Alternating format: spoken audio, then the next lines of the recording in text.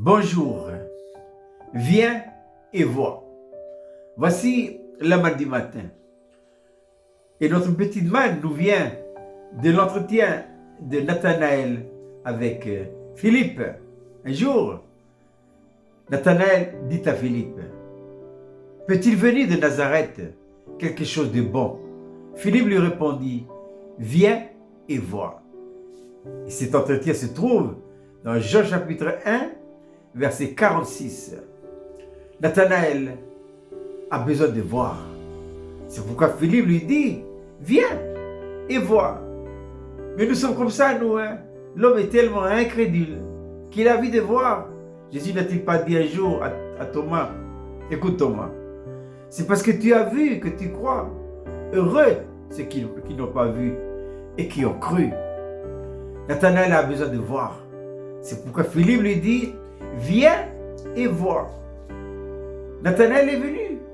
Il a vu Jésus. Et quand il a vu Jésus, qu'est-ce qu'il a dit? Mon Seigneur et mon Dieu.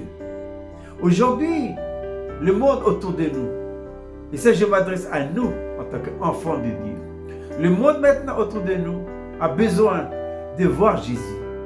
Et qui a la responsabilité de démontrer Jésus dans ce monde incrédule, dans ce monde païen? Mais c'est vous et c'est moi. Pourquoi sommes-nous nés de nouveau?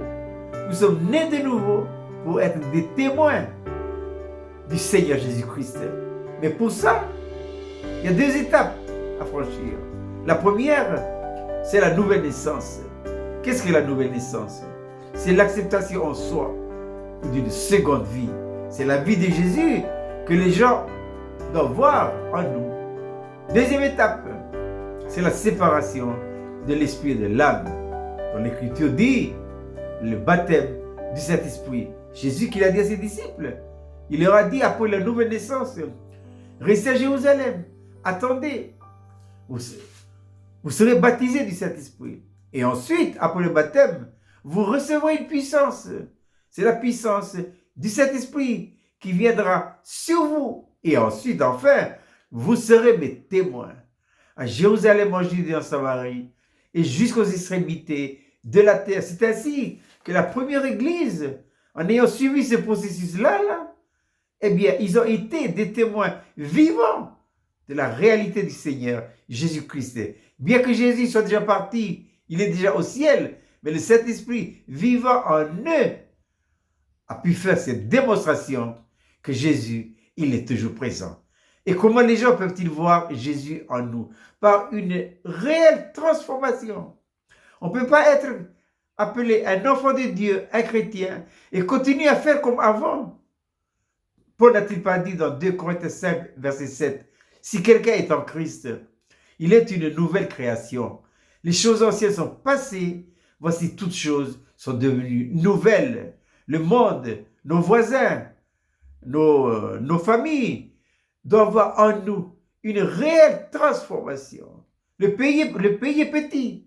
On se connaît. On connaît nos habitudes. Eh bien, en suivant ce processus que je viens d'établir là, nous sommes en mesure, maintenant, par la puissance du Saint-Esprit, et j'ajoute, et de la croix, de faire la démonstration autour de nous que le Seigneur Jésus-Christ est réellement vivant. Maintenant, je répète, cette belle petite manne pour ce matin. Jean 1, 46.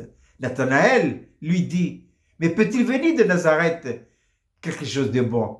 Philippe lui répondit, viens et vois. Je vous souhaite de passer une agréable journée.